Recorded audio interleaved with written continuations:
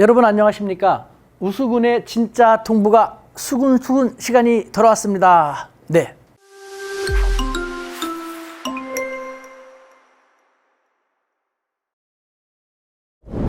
네, 오늘은요 2020년 12월로 예정되어 있는 우리 대한민국에서 개최될 예정인데요, 한중일 정상회의에 대한 이야기를 할까 합니다. 우리 외교부는 한중일 정상회의 개최를 위해서 잘 준비하고 있다라고 하고 있고, 우리 대부분의 언론 매체에서도 12월 한중일 정상회의가 올해 남아있는 굵직한 외교 일정이다라는 식으로 아직 보도를 하고 있는데요, 이걸 보고 저는 두 가지 생각이 듭니다. 만약에 정말 제가 생각할 때는 지금 상태로는요, 지금 상태를 말하는 겁니다. 개최가 거의 불가능하거든요. 한중일 정상회담에는 당연히 한국, 중국, 일본의 최고 지도자가 참가를 해야 합니다. 그런데 지금 상황으로는요, 일본의 총리, 현재는 스가 총리죠. 일본의 총리가 참가가 거의 불가능한 상태에 놓여 있습니다. 왜 그런지 아십니까?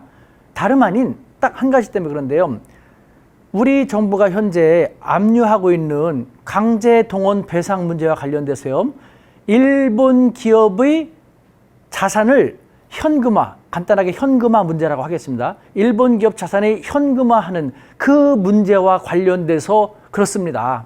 자, 12월 달에 예정되어 있는데 일본에서는 뭐 국제법 위반이다, 한국 대법원에서 2018년에 강제 동원 배상 문제에서 대법원은 일본에 배상을 해야 한다 하고, 일본은 국제법 위반이다 라고 하고 있지 않습니까? 대립되고 있습니다. 이와 같은 상태에서 우리 정부는 일본 기업, 해당 일본 기업의 한국에 있는 자산을 압류한 상태에서 현금화를 하려고 하고 있지 않습니까? 그것이 거의 시간이 다가오고 있거든요.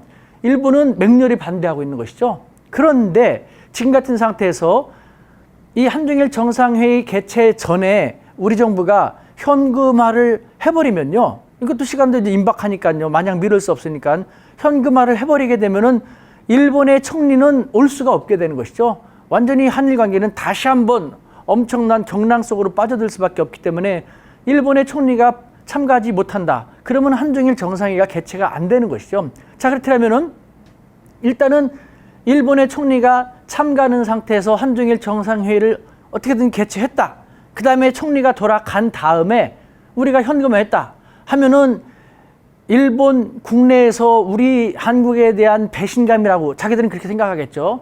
정말 민심이 맹반발하게 될 것이고, 일본의 스가 총리에 대한 역풍도 엄청나게 커질 것입니다. 그것을 모르면서 갔다 왔냐? 갔다 오자마자 한국이 저렇게 현금화했는데 이렇게 무능한 것이냐?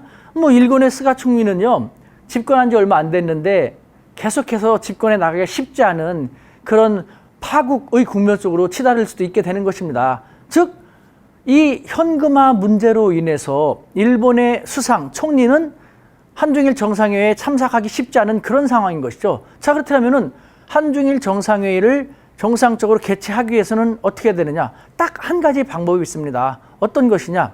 네, 우리 정부가 일본 정부에 대해서 현금화하지 않겠다라는 것을 보장하는 문서를 제공한다라든가 어떤 형식이든지 확실히 보장을 해야겠죠. 그러면은 일본 스가 총리는 안심하고 참가할 수 있겠죠. 하지만 우리 정부는 절대 그럴 수가 없지 않습니까? 우리가 현금화하지 않는다라는 얘기를 할 수 없지 않습니까? 그리고 또 마냥 미룰 수도 없지 않습니까?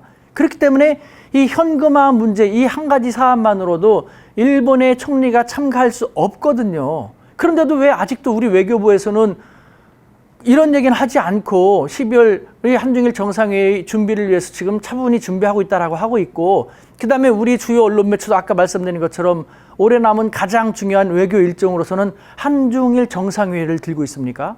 쉽지 않다면요, 12월에 한중일 정상회의 없는 것으로 생각을 하고 더 중요한 12월 올해의 대미를 마감할 더 중요한 외교 일정을 서둘러서 하십시오. 예를 들면은 지금 시진핑 주석의 방한 문제, 우리가 지금 미국을 너무 많이 생각하는 바람에 미국의 대선도 있고 뭐도 있고 계속해서 중국에서는 시진핑 방안을 성사시키려고 하고 있습니다만, 우리가 미국과 중국 양측에서 우리 스스로 고민하는 바람에 되지 않고 있지 않습니까? 그렇다면은 12월 말이라도 한중일 정상회의가 지금 상태로는 쉽지 않으니까요. 그러면 시진핑 주석이 방안을 전제로 중국과 적극적으로 커뮤니케이션 해 주십시오.